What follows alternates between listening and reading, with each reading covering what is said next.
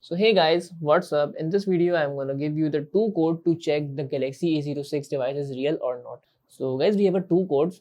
Just apply these two codes and check either your device is real or fake.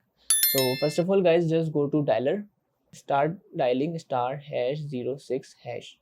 So the IMEI number of your device comes. So just recheck your IMEI number and match it from your box. If the IMEI number is same, so that's mean your device is real. Okay, and if it is fake, so that's mean so your device is not authentic or it's fake. Next code is star hash 88 hash star hash star.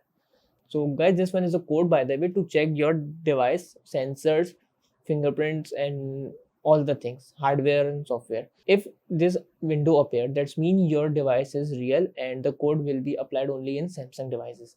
And if it doesn't appear, so that's mean the code isn't working on your device, and that's mean your device is not real. So that's all about the video, guys. If this video helped you guys, kindly like the video and follow us for more tips and tricks. See you guys in next video. Take care.